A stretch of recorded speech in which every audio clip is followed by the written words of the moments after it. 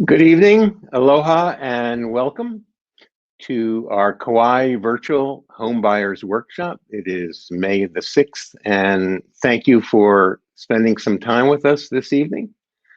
And we're going to be giving you as much information as we can about what's involved in buying homes on the island of Kauai. We've got some experts here, and we're going to be able to take your questions if you post them, either in the Facebook chat or YouTube chat. Let's see, that's not what I want. Let me get my presentation up here.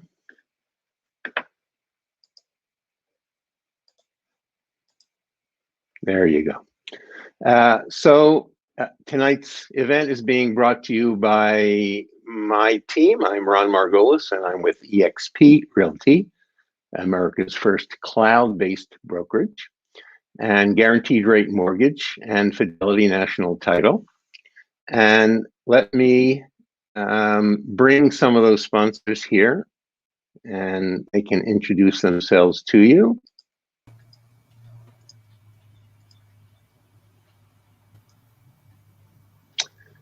So good evening, and this is our team of presenters for this evening's event. Of course, you've met me. Kat, you want to introduce yourself?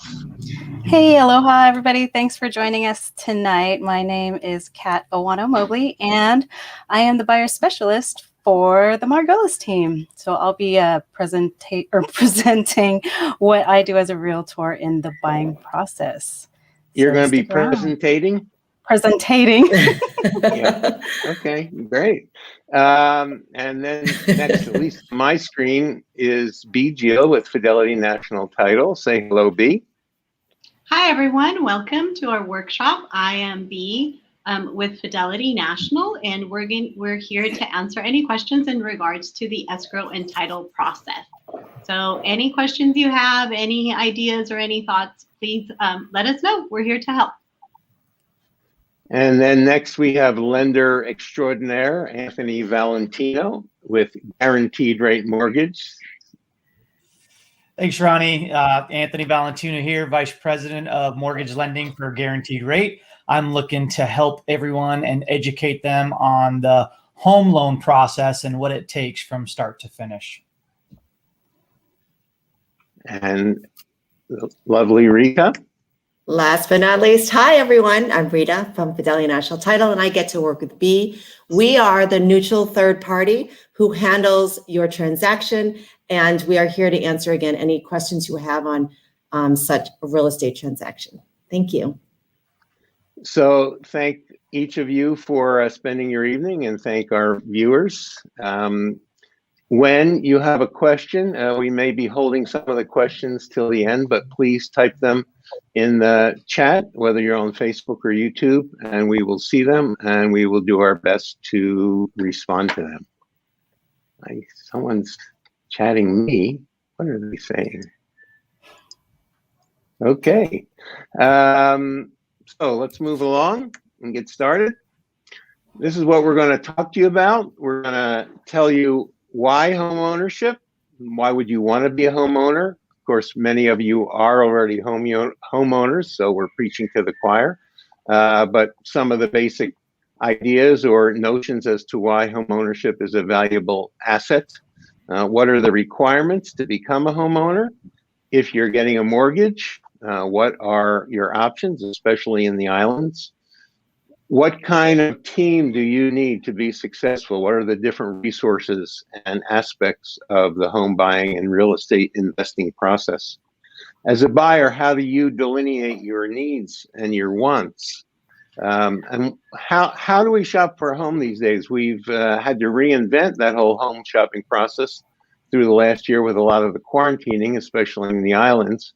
And now some of those aesthetics of home shopping happening just online or through virtual tours are becoming fairly commonplace. What to know about writing the offer once you find the house you want to buy? What do all the contingencies in the sale mean? And then when the seller and buyer agree, we call that a meeting of the minds, we open escrow. And Bea and her team are going to talk to us about the escrow process. As she mentioned, they're the neutral third party, and they are a very essential part of real estate in the state of Hawaii. I'll talk a little bit about the crazy hot Kauai housing market. It's actually pretty hot all around America, and the islands are no exception. And then, of course, we're going to answer your questions. So with that, I'm going to move on to the first piece here, and I'm going to say goodbye to some of my friends, at least just for a minute. I don't really want them to go too far away. They better not anyway. Otherwise, I'll be doing my finger puppets before too long. So why would you want to become a homeowner? I would say that building equity is one of the key pieces in being a homeowner. Equity is defined as the difference between what you owe on the home and what the home is worth. So the less you owe and the more the home is worth, the greater equity you have. And there you go. Real estate appreciates over time. I'm going to show you a graph in a little bit that'll illustrate that quite vividly. And really, we've had almost 9 years of appreciation. You know, the market kind of bottomed out in 2012, and it's been a steady ramp, slow at first, 13, 14, 15, then some acceleration in the last couple of years with some of the dynamics of the last year have just sent prices quite high. As a homeowner, you have a lot more freedom, do things the way you want. You're not subservient to your landlord's rules. If you want to change things in the house, you certainly can. There are tax advantages. The home ownership tax deduction can have a big impact. A lot of times, if you add that into the equation of what you're paying versus renting, it can actually be less expensive to own and to rent. And so we always say, why pay your landlord's mortgage when you can pay your own? Here's a simple example. The prices are from a time long ago, maybe a couple decades in Hawaii. But if you were to buy a home for $160,000 with a 10% down payment and a fixed rate mortgage at 6%, you would have a payment of $887 a month. And renting the same apartment would cost you $550. The average increase in rent, we're going to go with a presumption of 4%, but you got a 30-year mortgage, and 15 years later, you're sitting there with $57,000 in equity from your mortgage payments, plus whatever appreciation has happened. And 15 years later, your rent has gone up to $991, and your equity still a big goose egg. And then if you go all the way through to the end of the mortgage, you've paid the $160,000 plus whatever appreciation. So you've got a lot of equity. And again, your rent would have gone up to more than double, almost triple what it was when you started, and you still have no equity.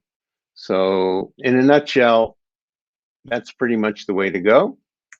And that's why we're spending time with you this evening to help you understand some of the dynamics involved. So when you do go into the marketplace, you can be successful. And of course, as I said, any questions you may have, please fire them our way.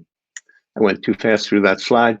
This is the median sales price of homes in the United States of America, going back to the early 60s.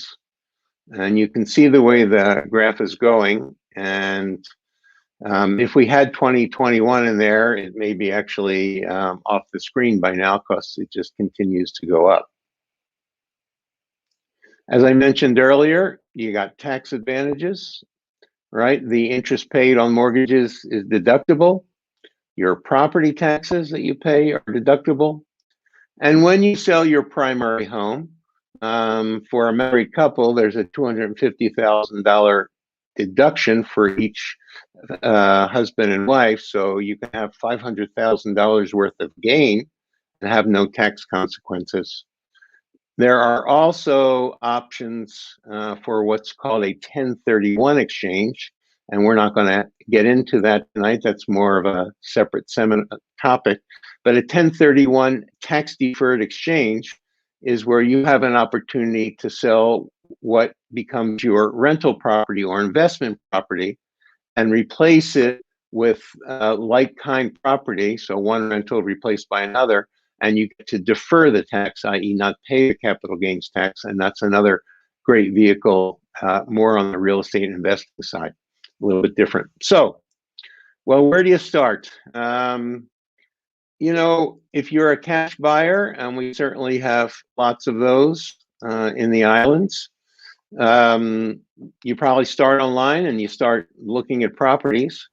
If you are going to be getting a mortgage, or you want to take advantage, maybe you have the cash, but you want to take advantage of the silly low interest rates that we've had the last couple of years, then you're going to want to determine, you know, what's an appropriate budget that you're comfortable with, that makes financial sense, that makes emotional sense.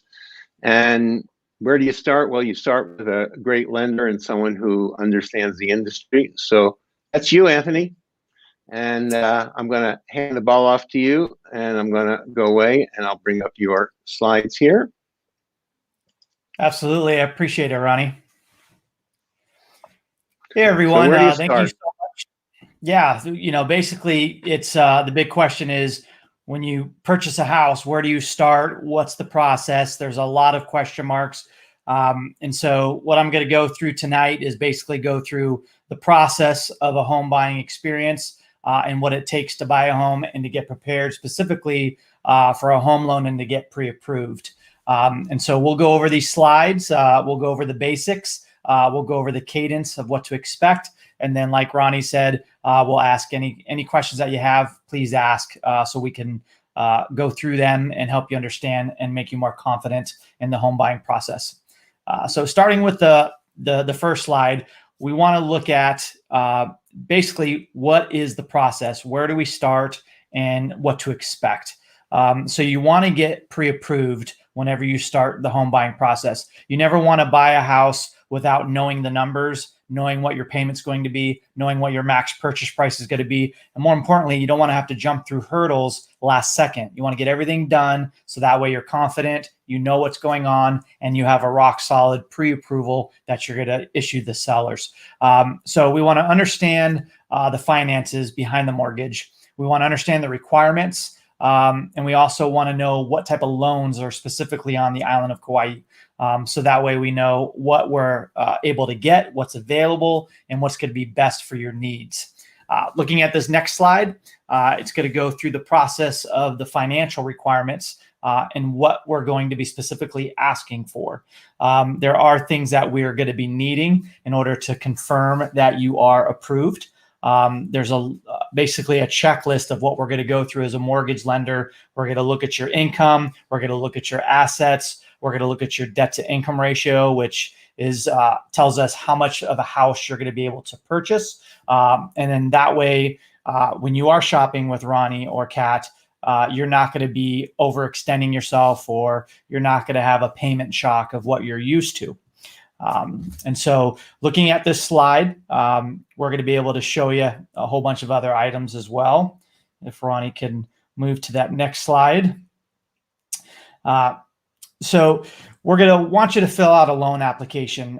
You can either do this online or in person. With COVID, it's completely changed the game. Technology has been around forever, but just recently, a lot of people have been using online and technology to get the job done. So you're going to first want to fill out an online application. You're going to want to gather all of the requirements. So we're going to send you a needs list.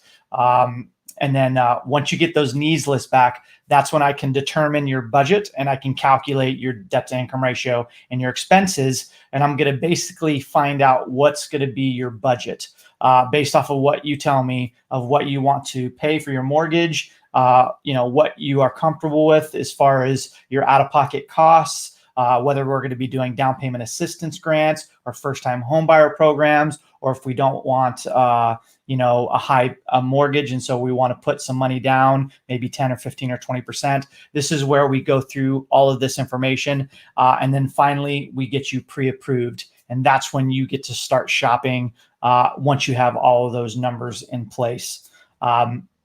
Once we go to this next slide, basically, we're going to be looking at the financial requirements that are needed. There's a lot of different loans out there. Each loan has different requirements. They have a minimum credit score. So some like FHA are as low as 580, whereas conventional is a 620 FICO score. Whereas if you're going jumbo, which on the island of Kauai is 822,000 loan amount, you're going to need to have at least a 680 or higher. You're going to look at your minimum down payment requirements based on the loan that you do. So you can either do a USDA loan, which is nothing down, an FHA program, which is 3.5% down. There's conventional programs with as little as 3% down. So we're going to go over that as well to see what's going to be comfortable for you. We're also going to look at different programs to pair it with. Do you need a grant or do you need down payment assistance for FHA or conventional? So we'll go over that. We're also going to look at your max debt to income ratio to make sure that we stay under it. So these loans have a max amount that you're able to borrow. And so based off of your debt, your automobile, your credit cards, that's going to tell us how much of a house that you can afford on paper. We're also going to look at your work history. Are you self-employed? Are you a W-2 wage earner? Based off of that, that's the type of information we're going to request from you, your W-2s, your pay stubs, your taxes. We're going to be looking at what type of loan do you need? Do you need primary residence? Do you need secondary residence or investment? And then what type of guidelines do you have to meet? I'm going to walk you through all of that so that way you understand it fully. Are you going to be an owner occupied, or is this going to be a non-owner occupied requirements? When you're primary residence, so you have to put the minimum 0% down if it's a down payment assistance. If it's a second home, you have to put a minimum of 10% down. If it's an investment, you have to put a minimum of 20% down. So there are requirements based off of what type of occupancy it is. And then we're going to look at your asset and reserve requirements. Basically, asset and reserve requirements are the amount of money that you're going to need to purchase the house. And then they want to make sure that you have more than just $1 in the account. Now, some programs, you require nothing. So you can literally have, that's a rundown of the financial requirements that a mortgage lender like myself is going to see and break it down to you so that way you understand exactly what you're doing during the home loan process. Looking at the next slide. So basically, this slide goes and talks about the different home loan programs that are available. There's a lot to choose from. You have your traditional FHA, which is your Federal Housing Authority. And so that's the 3.5% down. You have down payment assistance programs that you compare with that. So that way you get a grant to cover that 3.5% down. And so that way, effectively, your down payment's nothing. FHA, you have mortgage insurance for the life of the loan, unlike conventional, which is our number 2 slot. Typically, that's your conventional loan everyone knows about, 3%, 5%, 20% options. The difference between FHA and conventional is FHA has mortgage insurance for the life of the loan. Conventional still has mortgage insurance, but if you put 20% down, you don't have any mortgage insurance. Or once you have 20% equity, then it falls off automatically. Whereas FHA, you have to refinance the mortgage insurance off. Now, the caveat to that is FHA is good because it has a lower rate typically than conventional, and it's a good first-time home buyer option. You also have USDA loans, which are great. U.S. Department of Agriculture is classified Kauai as 100% rural. So that means you can qualify for a USDA, which is 100% financing, meaning there is no down payment needed.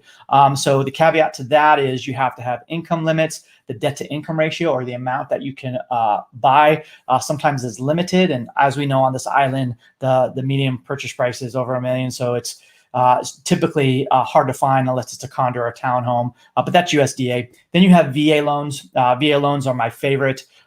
There's no mortgage insurance, has the lowest rates. It has basically everything you want in a loan, and it's for our veterans. And so as long as you have your DD 214 or you were in the reserves for at least 6 years, you do have access to that VA home loan, which is nothing down, 100% financing. And then you have your conventional versus jumbo. versus portfolio. And so jumbo loans is whenever you have a higher cost loan or a higher purchase price. So the loan amount max for Kauai is $822,000. If you find a house that's more than that, then we have to go in jumbo. Or we can do what is called an 80-10-10, where you have a conventional and you have a second. So that way you can go up into that jumbo purchase price without having to put more down. With jumbo, you have to put 20% down, whereas if you do a first and a second, then you only have to put 10% down. So there's a lot of numbers at play here. There's a lot of options. My job as a loan officer is to help guide you to understand all of these options and really help you understand the economics of it. Let's follow the math. Let's make sure the math doesn't lie. Let's make sure we're doing what's economically sound. And so understanding these different loan options is going to help you understand what's going to be the best for you and your family.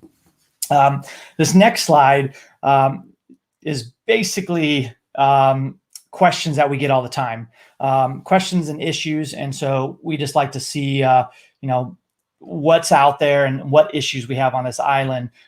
One issue is home purchase prices are higher than a single wage earner can borrow. Medium house price, we heard, is over 1 million now. So a lot of people think there's no options, but there are options. A solution is having, occupying or non-occupying co-signers. What that means is if one wage earner cannot make enough to purchase a house, if they have either occupying co-signers like family or friends who are non-occupying, they can group together and be on the same loan. I've had 15 or 20 people on one loan on one household, and they're able to purchase the house that they were living in and renting, all because they did a group communal effort. And the solution was adding co-buyers, so that way they can show on paper that they were able to purchase the house because they were basically going to be paying the same amount in owning rather than renting. And so that's a big problem that we saw on this island, and there are solutions for it. And so, that usually is not an issue now. Another issue is having, little to no down payment. Obviously with COVID, it's, tightened our pocketbooks. Not a lot of people have 50 or 60,000 laying around. And so a solution for that is doing down payment assistance programs. There are a lot of programs throughout the United States that help with the down payment or the closing costs. And so it's just a matter of understanding the logistics and the data behind that and pairing it with that buyer. So that way, if they want to do a first-time home buyer or a nothing down, then they have that option, and then that way they don't have to have that 40 or 50,000 down. We can use it in the form of a grant or an assistance, whether it's federal or state.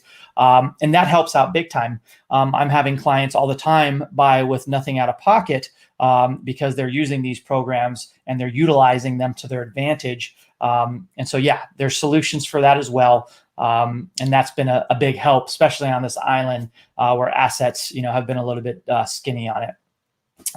Another aspect is there's a lot of expenses that have to be upkept when you're purchasing a house. A lot of people think that, there's a big misconception. If I'm renting, then I'm not going to have these big expenses. And that's a big fallacy.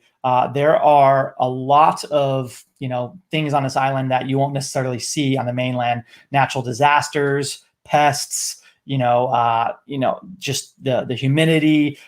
There's just a lot of stuff that comes into play. So you just want to make sure you have the right insurance, the right warranty, and the right stuff in place to where if you do get a big ticket item, you're not going to be out of pocket that big ticket. You're going to just be out of pocket a copay. And so you're going to want to make sure you have the homeowner's insurance and the disaster, hurricane and wind insurance. You're going to want to make sure you want to have warranty insurance. You want to make sure if there's any pest warranty for tenting or termites, that you want to get that in place up front, because it's better to pay a little bit per month than a big amount, one lump sum. And so there are ways that you can mitigate those costs. That's a lot of information there, young man. Yes. Thank you for sharing all that. We've had a question in the chat. I'm going to bring it up for you. And Joanna is saying, she's asking about how much money do you need for a line of credit, not a mortgage. Her house in Toronto, she needed 50% in cash to get a line of credit. I'm wondering how much cash is needed in terms of percent to get a line of credit on Kauai. I'm not sure what she's asking, but I hope you are. I am, yeah. So, there's a lot of Toronto, Canada, foreign investors. I deal with them a lot, and so there's different loan programs outside of the United States to where they do line of credits. Here on Kauai, there really is not a line of credit for that amount unless it's a signature loan, and you can really show a significant amount of liquid or assets under you. Most people, if you're getting a line of credit, you don't have a substantial amount of liquid. And so a line of credit is basically a non-fixed amortized loan. It's a simple interest loan, kind of like an auto loan or an installment loan. Whereas a mortgage, it's fixed and it's amortized over 30 years. And it's simple and it's black and white. So I would say that the only way that you're going to get a line of credit is if it's 50,000 or under. But if you're looking to get a line of credit of over 50,000, you're going to want to get an amortized loan that's a mortgage loan and not just a signature or a line of credit.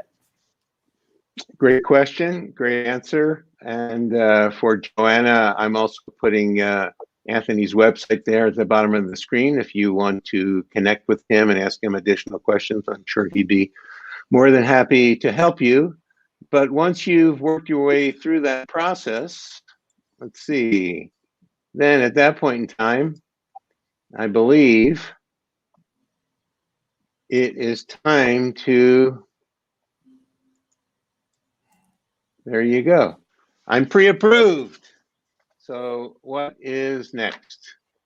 Let me get Joanna's question off the screen. And what's next? Well, let's see. I'm going to invite one of our guests to tell us. And Anthony will be back later if you have questions, and hang around to the end. You can put your questions in anytime, and we'll be happy to answer them. Okay. So let me introduce Kat Awana Mobley. She is a buyer's agent on our team, and she's privileged to work with lots of buyers, old and young, many different price points. The market, I was speaking to someone on the phone yesterday, and he's like, well, I'm only looking to spend $600,000. You probably don't want to waste your time with me. And I thought, well, the way we look at it, it's we're grateful for the opportunity to serve people because that's why we're here, to help you get your dreams realized, help you get your dreams fulfilled. And we like to treat everyone as if they were our only client, whether they're spending $6 million or $60,000. We actually do have some leasehold properties on the island that sell for less than $100,000. Anyway, we run the gamut on our team. So we're going to talk a little bit about the buying process, and I'm going to leave you in the good hands of Kat Mobley, and she'll take it from here. Thanks, Ron. So you've been pre-approved. You talked to Anthony, you got all your finances straight. Now it's the home buying process. So with our buyer's consult, well, you might be asking yourself, why would I need a buyer's agent when I can just look it up on Zillow and see all the information that the MLS provides, because it's public information.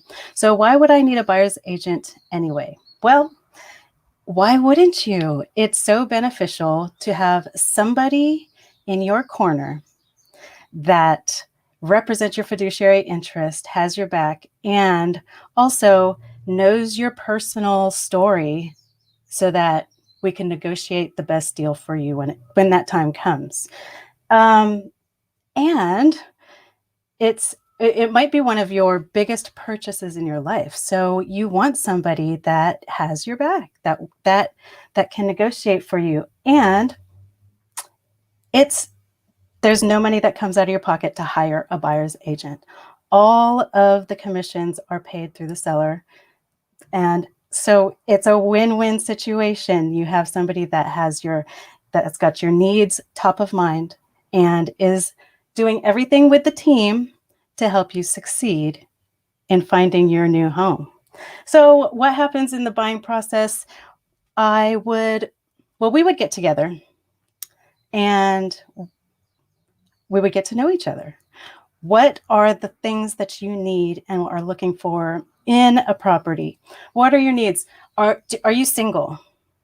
Do you have a family? Do you have any pets? Do you need a yard?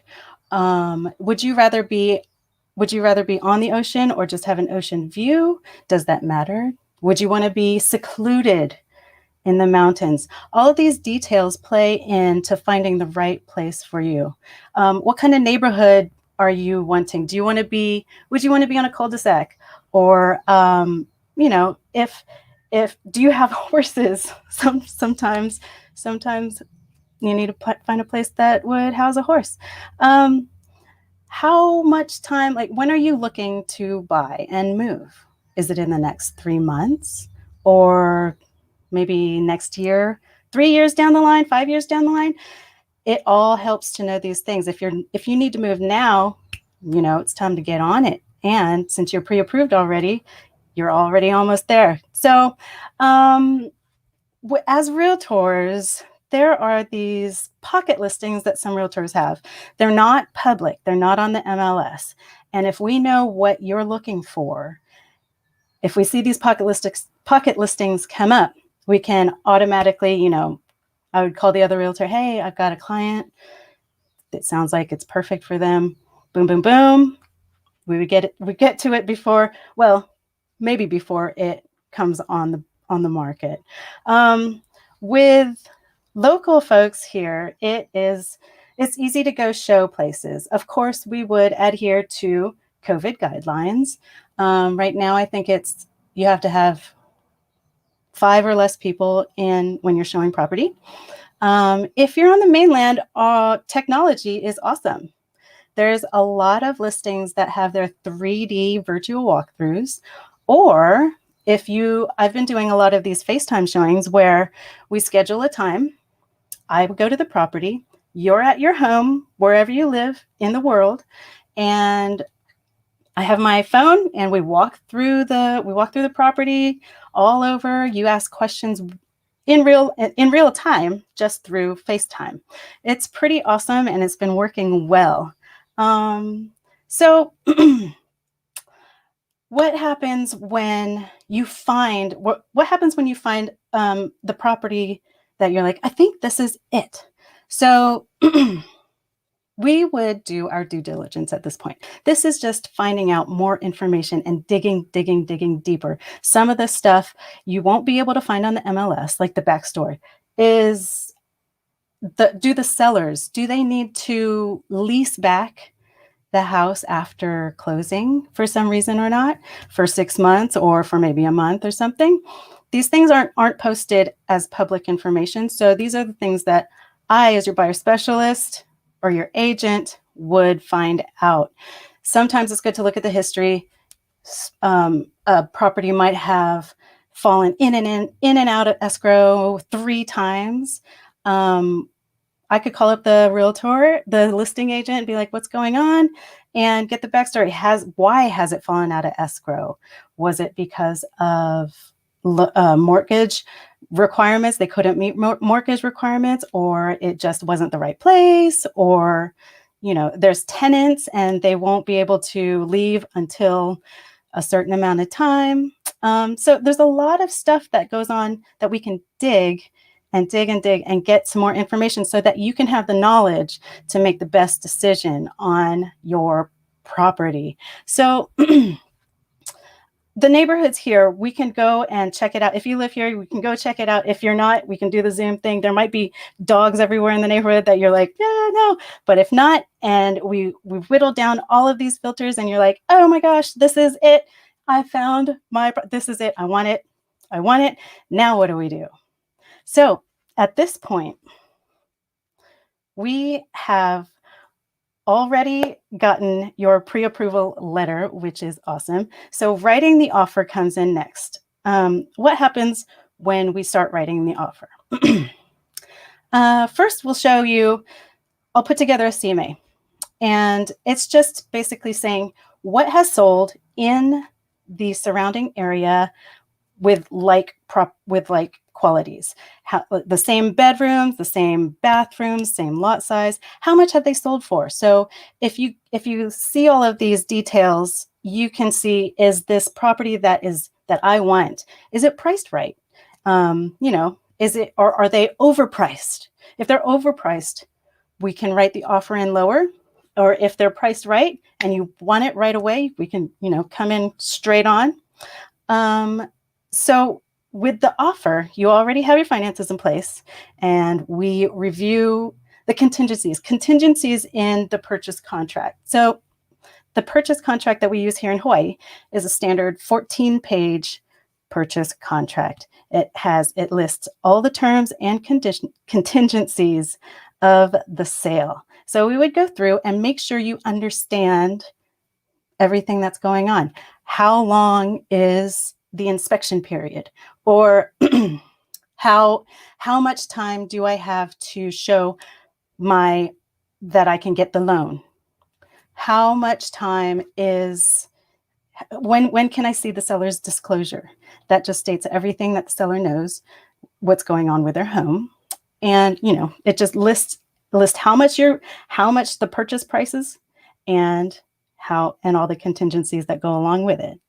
So once we get that, we also want to make sure that our offer is as strong as we can get it. So there's different strategies that we can use. A lot of times you want your pre-approval letter, you want the offer to be nice and clean, and sometimes you want to get an emotional connection with the seller.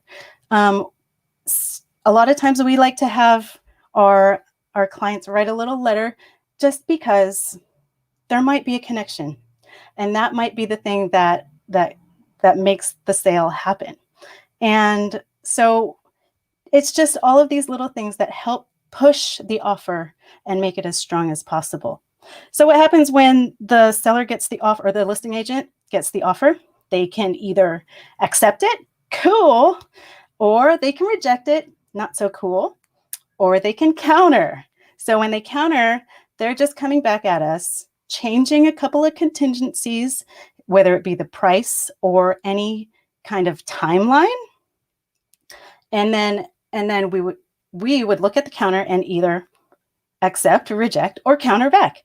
But at the time we find the magic number and the magic contingencies and everything that happens, and you get a meeting of the mind, then we have a deal. What happens when we have a deal? Then we open escrow. It's time to open escrow. So I'm going to pass it to Rita first to explain what escrow is. Hi, Rita. Hi, everyone. Thanks, Kat. Hi, everyone. My name is Rita, and I'm from Fidelity National Title. I've been in the real estate industry, just so you know, since 1990, and doing title and escrow since 1998. I'm going to give you an overview of title and escrow, and then I'm going to pass the baton off to B, who's actually going to be your escrow officer. So who we are. Just want to recap this, and Ronnie is going to be talking about the market, the hot market in Kauai. So I just want to take it a step back, and I want to just really educate you guys on the importance of first having Anthony pre-approve you. Whether you think you're going to buy in 3 months or a year, you really want to know what you're able to afford. It's going to put you in a way stronger vantage point to know that number. Then Kat is going to show you property, and you're going to find one, and hopefully you're going to negotiate, and you will be the buyer to a property. And that is when you open escrow. So we are the title company. We are a third neutral party. We take instruction from the buyer and the seller. So know that when you're in escrow, even though the buyer is wanting this and the seller's not, know that we are third party. So we wait for an agreement between buyer and seller on all points on the contract. When you open escrow, you will then, the buyer, and it's on the purchase contract, you will write a check to the title company and with your escrow number, or excuse me, with your name, etc. And we will open escrow, and the paperwork then is opened, and the baton is then given to B. Know that as a third party, we take instruction, and you as the buyer on the purchase contract, again, which is 14 pages, on F4, one of the items, you as the buyer gets to choose the title company. Know that title companies, we insure on all items from past, present to future. So we are, the same thing as insurance, for car insurance, life insurance, who you choose absolutely matters, because what sellers must do is they must convey title free and clear to the buyer without any encumbrances. And that is what the title and escrow company does. We take instruction and we make sure that all items are done on the contract and the seller conveys title to you. Know that here at Fidelity, if you choose Fidelity National Title, we underwrite 1 out of 3 policies in the whole nation. We are the highest insurer in the industry. So choosing your title company does matter, and choosing your escrow officer matters as well. I'm going to hand it off to B now, who's going to explain the details of what happens in the escrow process. Hi, everyone. Okay, so now you have an accepted contract, and you've brought into escrow your initial deposit. And by receiving that initial deposit, that in essence is telling everybody, okay, you're ready to move forward. So what happens is that when we receive your initial deposit, we're going to start the search of the property. So what we will be obtaining, first of all, is a title search. And this title search, when it's received and when it's drafted, it's going to go on to your lender. The lender is going to need it because they want to see everything that's recorded on the property. And that's what the title search is doing. So that's the one thing that escrow or escrow and title do, is generate this title search, preliminary title report. It's called preliminary title report because it's the initial report that describes the property. So that's number one. And that's going to be, it usually comes out about maybe 3 to 4 days after an escrow is open. And what you receive is something that looks what's on the screen right here that Ronnie has just put up. And so it starts with the introduction page. And on the introduction page, it gives you an option. You can either click on the link, and the link simply tells you all the important things that are on the report. Now, sometimes if you look at the report in its complete form, it can be a little bit overwhelming. But if you take it one step at a time, it's actually pretty informative. It has the information that you need. So for us, what we're looking at is we're going to be looking at who holds title to the property. So we want to make sure that the people that are shown on the report as holding title to the property are the sellers in your contract. So that's the most important part. And it's in this section right here. I think item number 2 discloses how title is held in the property, or who holds title to the property. So that's important. We want to make sure that both match.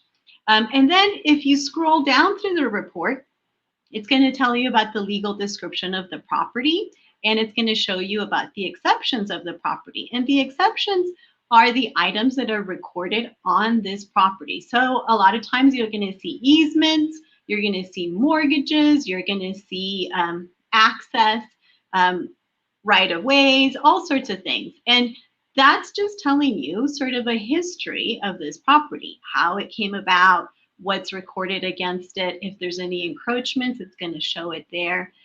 Just note that anything that you see, as far if you happen to see a tax lien or an IRS lien or a mortgage, all those things is what the escrow person is doing. So our job as escrow is to make sure that any liens against the property are paid off. That's our priority. That's the escrow portion. Title portion is to make sure that when the property is recorded, it conveys to you, the buyer, free and clear of any of these liens, and that no one other than yourselves have claim to the property. So that's the title report. I mean, obviously it's not, I haven't discussed it in great detail, but in general, that's what the title report is doing. So your lender is receiving a copy of this as well, because of course they want to be in first position. So they want to make sure that their loan has first position against anybody else, so that if there's any claims prior to that, they want to make sure those are all cleared off. So that's why it goes to them. Once we have the title report, the next thing that's important for us from you as the buyer is to obtain your vesting. So we want to know, how do you want to hold title?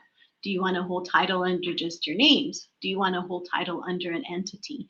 Do you want to hold title with other people that might not be on the contract? So if you are doing a loan with Anthony, you're going to want to make sure you check with Anthony first before you add anybody to title, or if you want to hold it under a trust or an LLC. And the reason for that is that he and his team have to structure the loan a little bit different, or they have to disclose pretty much who is holding title to the property.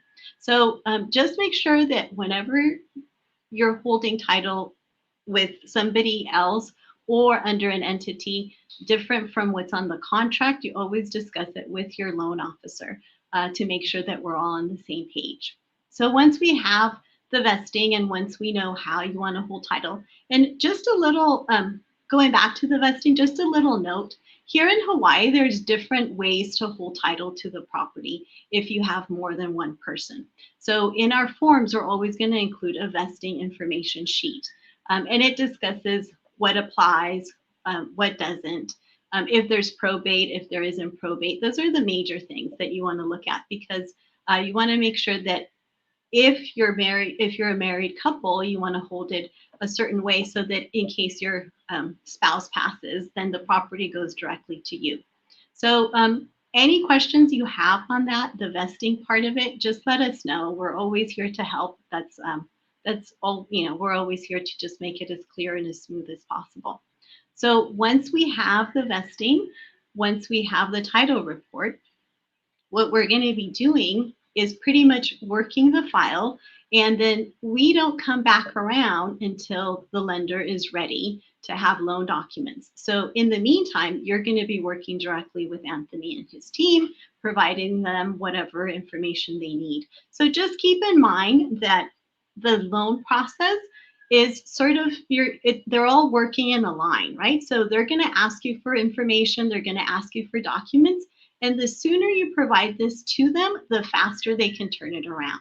So any delays with any information they ask from you will cause delays in your closing. So you just want to make sure that you keep it moving, and you turn around their requests as fast as possible. So that's as Anthony and his team process the loan, they'll come back around once they have a clear to close.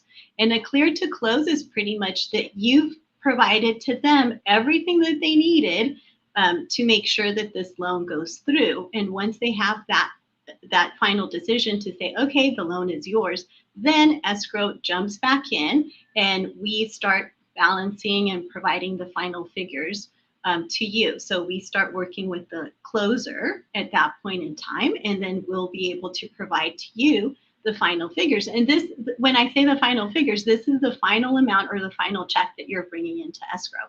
So a lot of times we won't have that information until probably 5 or 6 days before we actually close. So just note that we all know our timelines, and our main goal is to make sure that everything closes on time. So we always strive to make sure you have all the information in as timely as possible, I guess, to just have your wire set up. So once you're ready for that final closing, and once you've signed your documents and you're ready to send in your money, we're going to need your funds. So your final funds for here in Hawaii have to be either in the form of a wire or a cashier's check. We cannot take personal checks for final funds. So just note that if you happen to be on island when you do your closing, but you bank with a mainland lender, for example, Wells Fargo will not initiate a wire if you're not at their branch. So just make sure you keep us all posted. Let your lender, your loan officer know, let us know.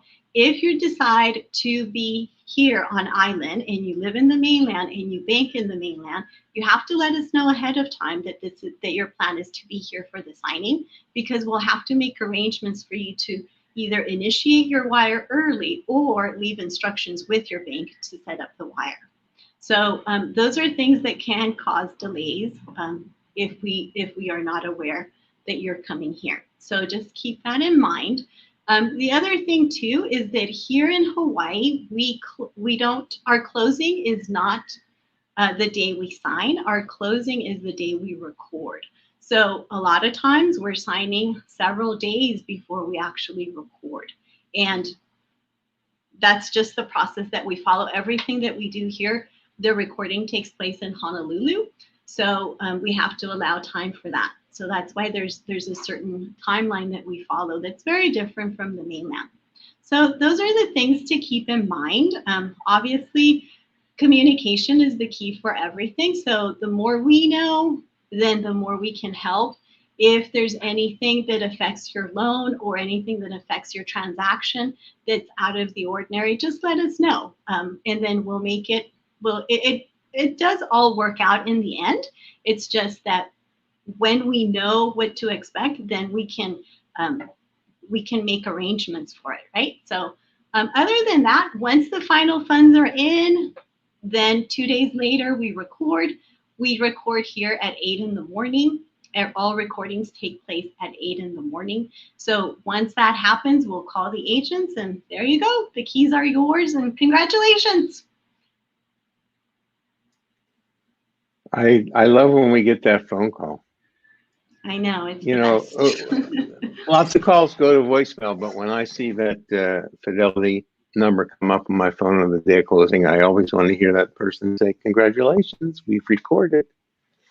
And then at that point, we would call the buyer, if you are our buyer, and say, "Hey, congratulations, it's yours." And we would come and meet you and pick up the keys.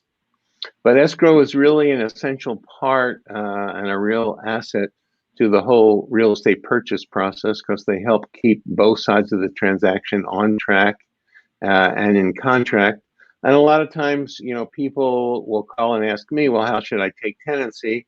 And then, you know, I always refer them to B and escrow, who can explain all the different types of tenancies. For some people, they may need to consult an attorney to get some guidance on that. Because we have a number of types of tenancies and each one has their own, particular characteristics. So thank you, B. You're welcome. Let's see, do you have more slides? No, I don't think so. Okay, well then we're going to say goodbye to you. All right, see you later. We'll see you in a little bit. Okay, so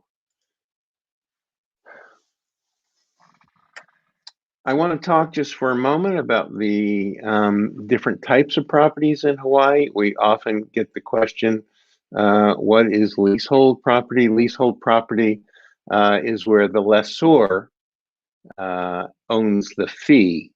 So there's fee simple, where you own the property lock, stock, and barrel. In leasehold property, you own the house or the condo. You don't own the land on which the condo or house sit. So you become the lessee and you have to pay rent to the lessor. That's the one that owns the fee. Sometimes you can purchase the fee, but there's a very little amount of leasehold property left on the island of Kauai, and most of those sellers have no interest in selling the fee. So particularly on the south side, the largest resort is the Kiahuna Plantation, and we get lots of inquiries on our website because people love to see that you can buy a condo on Kauai for $89,000 or $69,000. Hey, honey, it's not as expensive there as we thought. But it's a leasehold property, so you'll be paying $1,500 a month in condo fees, and on top of that, you'll be paying $1,200 in leasehold rent. So basically, $2,700 a month just for your monthly fees, plus any other costs, and then all of a sudden, the $89,000 doesn't seem quite as good. Leasehold can be an inexpensive way to become a homeowner, especially if you're older and you don't have any children that you want to will your property to. But for most people that are interested in the equity in the property, fee simple is the way to go. Leasehold property is a depreciating asset, and the closer you get to lease maturation, the less the property is going to be worth. And then most of our sales these days are standard sales, meaning, you know, you're buying from a seller, whether the seller's an individual or a company or an LLC. We do have distressed properties, but it's a very tiny, you know, less than 1% of our market. Those are either bank-owned properties, we refer to them as REOs, or real estate owned, or short sales where people owe more on their home than the home is worth. And we have a few affordable housing projects on Kauai. If you have a specific interest in learning about the different affordable programs going on Kauai and the different projects and their roadmap in terms of development, you can get in touch with me and we can talk about that. I mentioned the REO property, and they're usually, at this point, most of the bank-owned properties are in pretty rough condition. You buy them as is. You have to do all your due diligence on the front end. When Kat was talking to you about the sales process, there's the due diligence that we talk about when we're looking and examining, is this the right home for you? Then there's the due diligence that you do during the escrow process while you're working with the escrow company. And meanwhile, you're doing termite inspections and home inspections and wastewater system inspections. And in a bank-owned purchase, you got to do all that, you know, before you even write the offer, because there's no guarantees, there's no seller's disclosure. That's when a seller tells you everything they know about the property. The bank really doesn't know anything about the property because they just repossessed it.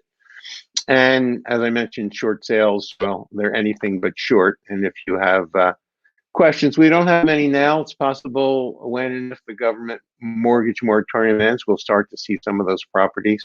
But a lot of people carry forward the notion that you can get a great deal by buying one of those properties. Unfortunately, whether it's a short sale or whether the bank already owns it, both those sales require the bank's permission. And just like you, if you were the seller, the banks want fair market value. And fair market value right now is not distressed as it was 10 years ago. It's, well, on Kauai, the median price of a house, I think, is up to $1 million in April. These are numbers actually from a couple of months ago, so I'm not going to dwell on them too much. I'm actually going to skip through them. I didn't have a chance to update this side, but you can see the median price. So it's good to understand the average price versus the median price, right? So the average price is the number that you take all the sales and you divide them by the number of sales, and that's the average price. The median price is when you remove the extreme sales at the top and the extreme sales at the bottom. What's the price at which there's an equal number above and below? So for Kauai to have a median price of $1,036,000, or maybe it's even higher, I haven't seen April's numbers yet, just means that there's more sales happening in the $1 million plus price point. And that's, you can see year over year compared to 2020, which of course was impacted for a few months by COVID. Kind of there was a stall in the market, but you can see that sales are up overall. The numbers of sales are up. The numbers, the dollar volume of sales is up. You know, look at Kaloa there on the bottom right of this slide, you know, going up from 3 million in 2020 to 28 million in 2021 when it comes to vacant land, a change of 771%. So this is happening all over America. The islands aren't, you know, that much different than what's happening, aside that we're different in that we live in the tropics and that it's beautiful. But we have low interest rates, so people can borrow and have a lower house payment than if the interest rates were higher. There's this national trend for people to get out of big cities, out of heavily populated areas, looking for a simpler lifestyle. Maybe I live in California and I've had enough of the fires, or I'm just scared to death of all the COVID around. And maybe I can work at home. for people that are involved in technology or any kind of international commerce, for people that write for video game companies. There's such a wide range of industries and technology and commerce that will allow for teleworking.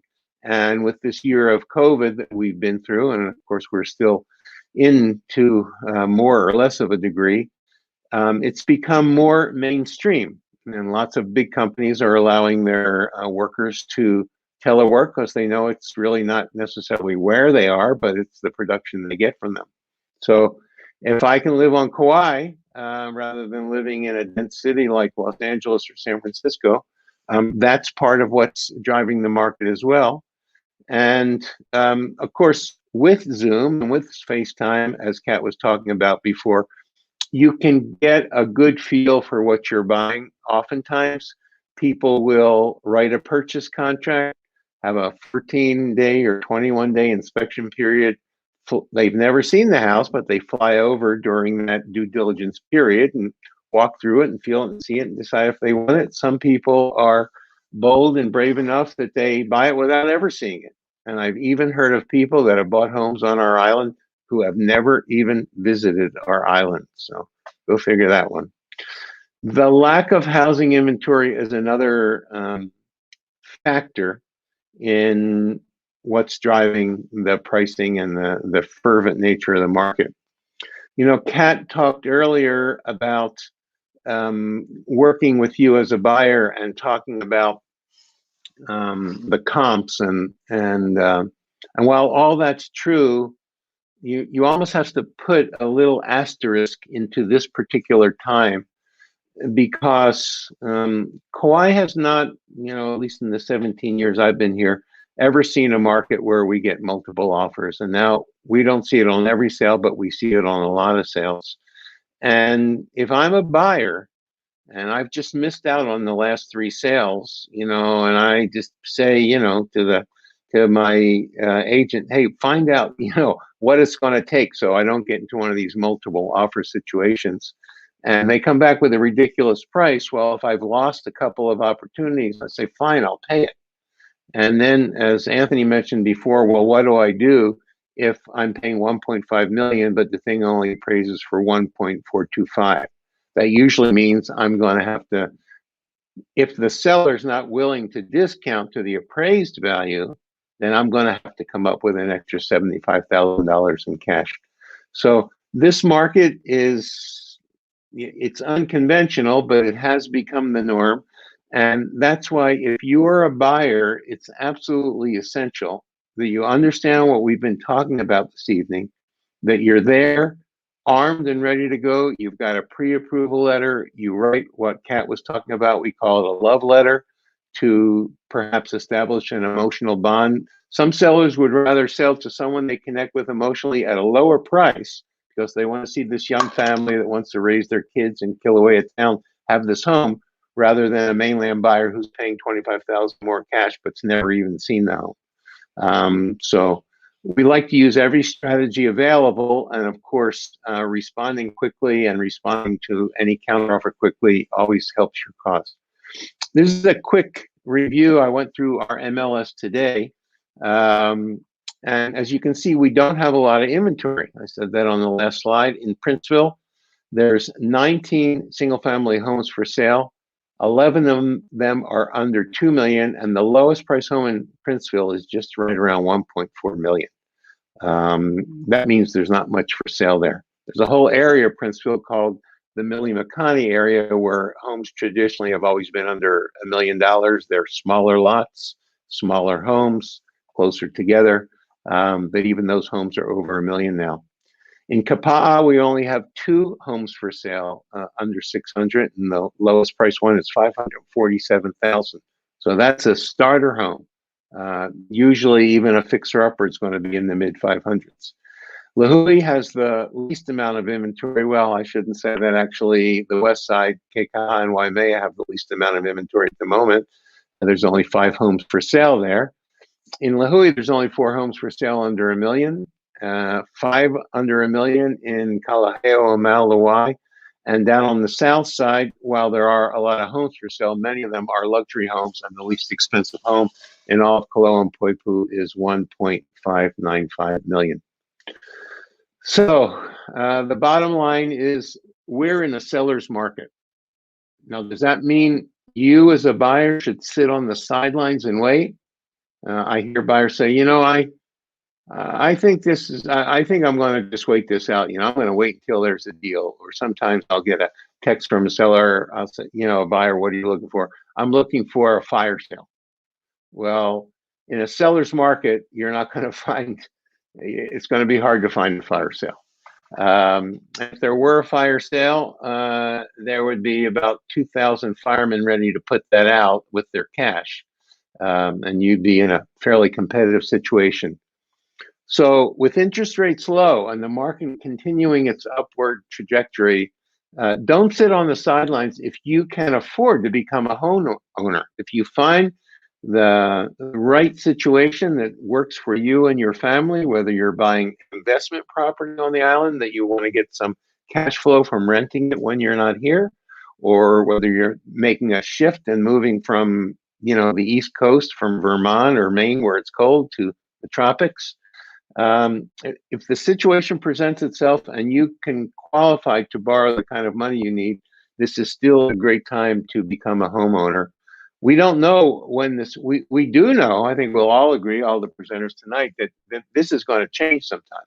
But will it be next week? Will it be next month? Nothing in the fundamentals of the economics and all the cash that is being pumped into the economy by the government seems to indicate that. So you got to be prepared, have all your ducks in a row, pay close attention to the market. If you use our website, you can use any ones you want. We have a great one, KauaiHomeFinder.com. I'll put that up on the screen while I'm thinking about it. Let me do that. There you go. But wherever you look on the internet, whether you look on Zillow or Realtor.com or Redfin or KauaiHomeFinder.com or any website that you like, it's all the same data. It comes from Hawaii Information Service. That's the MLS that's a jointly owned co-op by the Kauai Board of Realtors and the Hawaii Board of Realtors. That's the Big Island. So it's all the same data. As we've said this evening, there's many reasons to have a quality team supporting you so you can understand the context, both of the numbers we're talking about, as well as the specifics of a given property in any given marketplace. So use an agent with great negotiating strategies, skills, and experience. We are happy to bring our over 30 years of experience to you. And I'm just going to quickly review so we don't take too much more of your time. We mentioned that home ownership builds wealth and that you want to get equity in your home. Equity is the difference between what you owe and what it's worth. Keep your credit score high and be smart to get the best rates. You got to be smart if you've been working for a long time to finally buy your first home and then you get approved for a loan. Don't go out and buy a truck while you're in escrow because that'll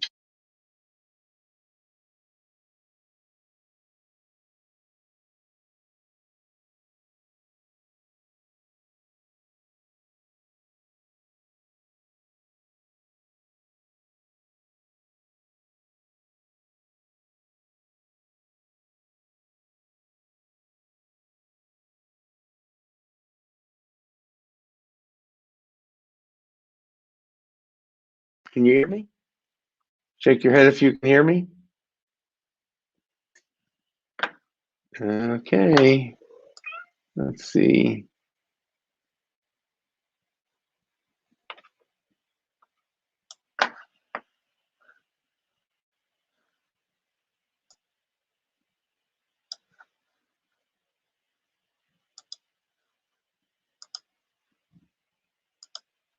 It looks like I lost my audio there, so sorry about that. As I was saying, lots of options if you have a loan, but of course, cash is king. If you have cash.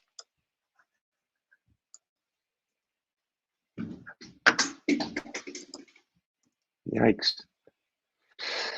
A realtor is a lot more than a selling agent. Do everything you can to succeed in writing your offer, and we talked about some of those strategies this evening. Now you know what an escrow officer does and that they're a key member of your team to keep things on track. Stay in contract both with escrow and with our transaction manager who couldn't be with us tonight. If you stay in contract, there's less stress in the transaction. And of course, we want to be your agents for life. So that concludes our content for this evening. I'm going to bring everybody back just in case we have some questions or in case they have any parting thoughts or wisdom. One of the things we didn't get to that I wanted you to talk about, Anthony. Yes, Kat, my earpods ran out of battery. That's exactly what happened. Very good. I could take my earpods out now because they're out of battery. There was a change in early April as it relates to second homes and investment homes. Do you want to talk about that just for a minute, Anthony, while I'm thinking about it?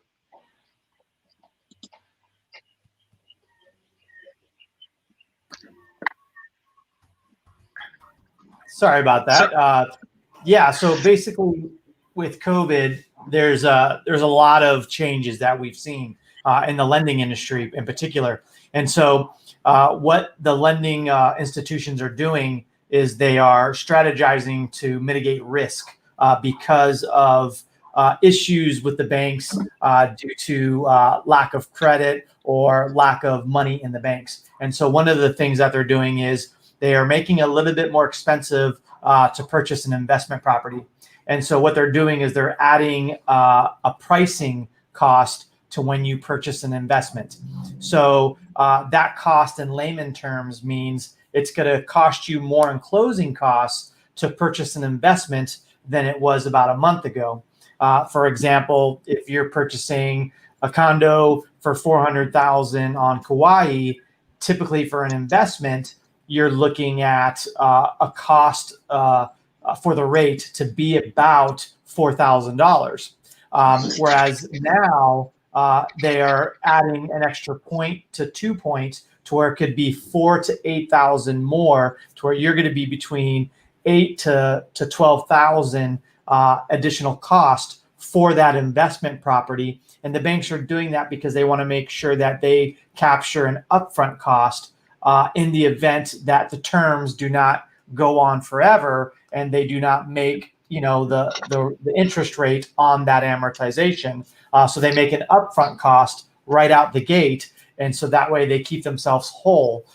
So that's one of the big things that you have seen recently over the past weeks with investment homes, and some are speculating it could drop down to secondary homes. Right now, second homes are not affected. So if you want to buy a house in a different area or a different state than where you primarily reside, there's still no price changes now, but it could follow suit like we're seeing with the investment properties currently. I see.